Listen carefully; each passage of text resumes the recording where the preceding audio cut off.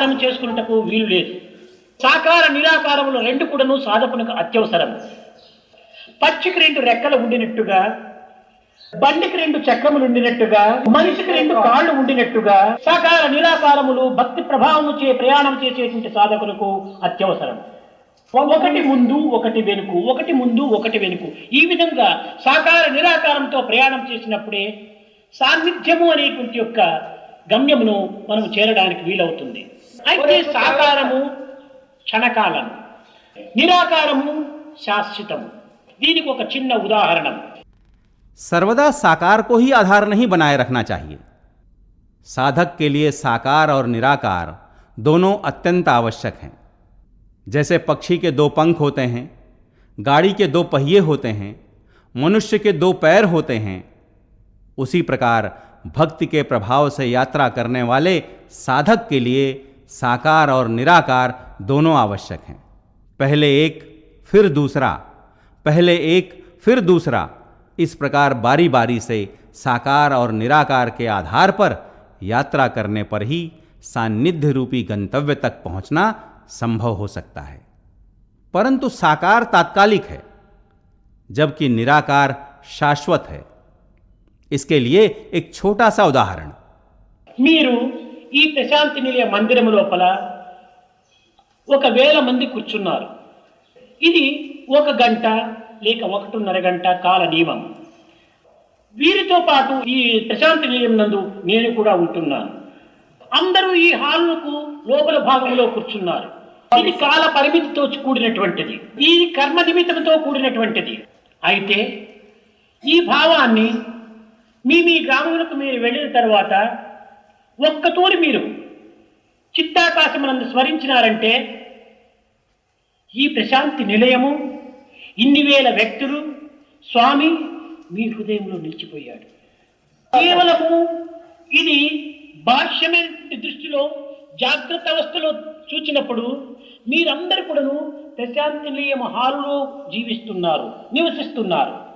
కానీ మీరు మీ గ్రామమునకు వెళ్ళి మీరు చింతించినప్పుడు మీలో ఈ ప్రశాంతి నిలయము నివసిస్తూ ఉంటుంటారు. ఈ ప్రశాంతి నిలయంలో ఉండినటువంటిది మీరు 1 గంట అయినప్పటికీ ఈ ప్రశాంతి నిలయము మీలో నిలుచుకోవటము శాశ్వతంగా జీవితమంతా నిలిచిపోయింది. మీరు ఎప్పుడు చింతించినా కూడాను ఈ యొక్క దృశ్యం మీలో శాశ్వతంగా చేరిపోయింది.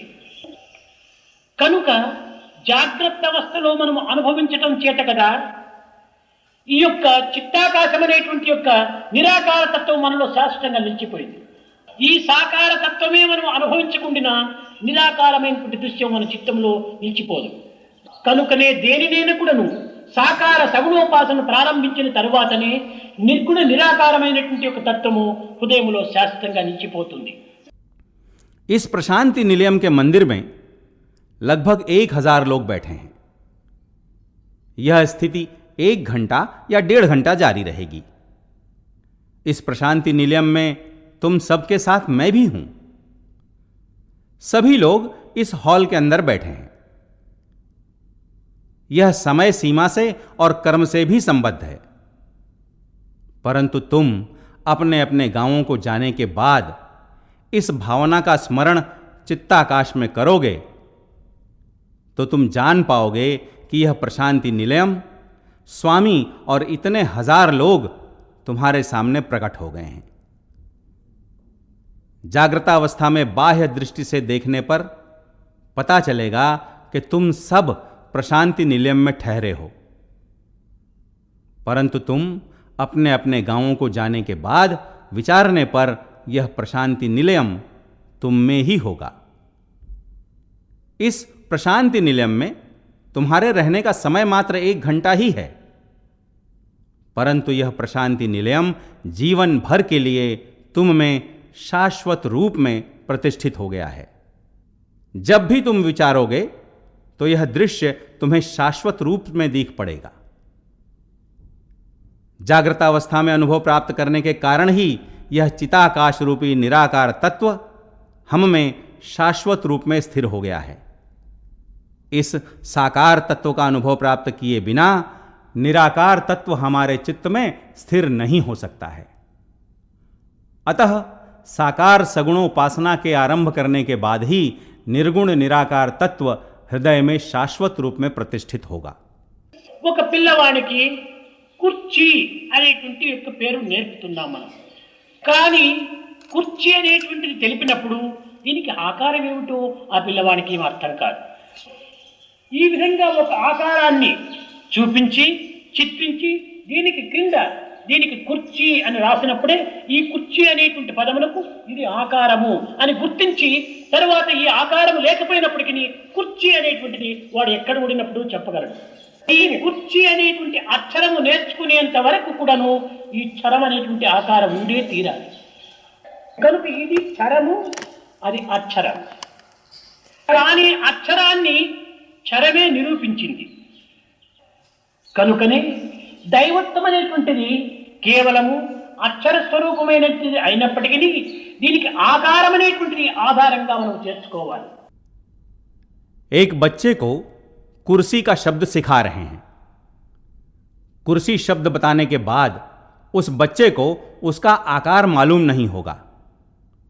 अतः कुर्सी का एक आकार दिखाकर, उसका एक चित्र बनाकर, उसके नीचे यह कुर्सी है शब्द लिखकर बताने पर बाद में वह जब भी कुर्सी शब्द सुनेगा तो उसके सामने आकार के न होने पर भी वह जहां भी हो उस कुर्सी शब्द को समझ पाएगा.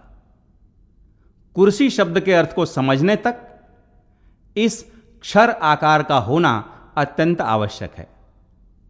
अतः कुर्सी का आकार क्षर है और उसका अर्थ अक्षर है. अतः अक्षर अर्थात शाश्वत को क्षर अर्थात नश्वर ने ही निरूपित किया है. दैवत्व अक्षर स्वरूप है, परंतु इसके लिए आकार को आधार बनाना अत्यंत आवश्यक है.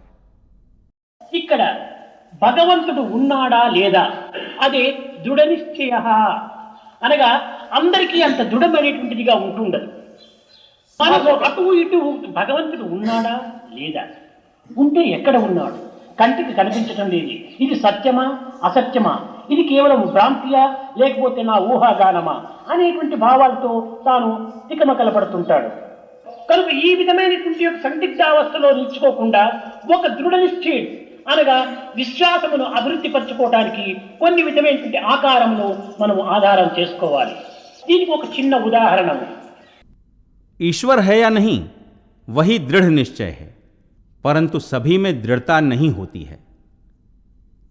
ईश्वर है कि नहीं, यदि है तो कहां है, फिर आंखों को क्यों दिखाई नहीं देता है? क्या यह सत्य है या असत्य, अथवा यह कोई भ्रम है या कोई कल्पना, जैसी भावनाओं में मानव डांवाडोल होता रहता है.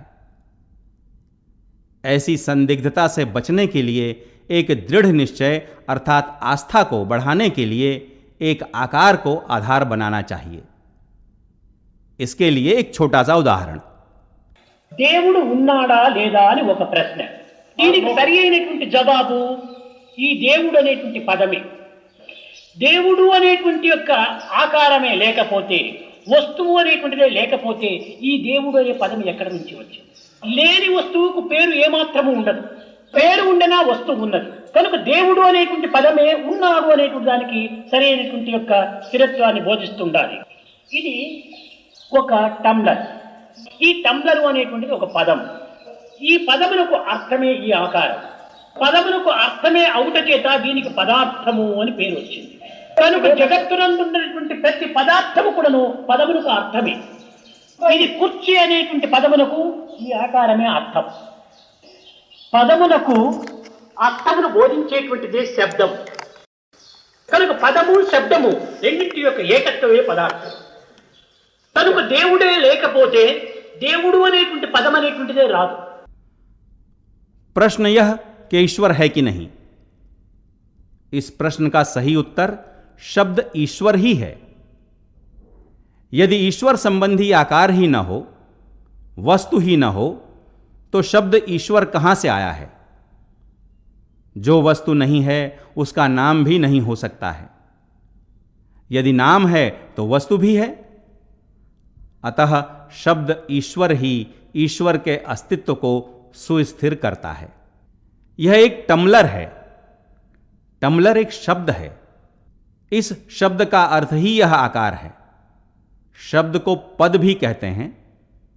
पद का अर्थ होने के कारण इसे पदार्थ कहा गया है। अतः इस जगत में जो भी पदार्थ है वह उस शब्द का अर्थ ही है। शब्द कुर्सी का अर्थ यह आकार ही है। पद का अर्थ द्योतित कराने वाला ही शब्द है। अतः पद और शब्द का समन्वित स्वरूप ही पदार्थ है। इसलिए यदि ईश्वर ही न हो तो ईश्वर शब्द कैसे अस्तित्व में आएगा।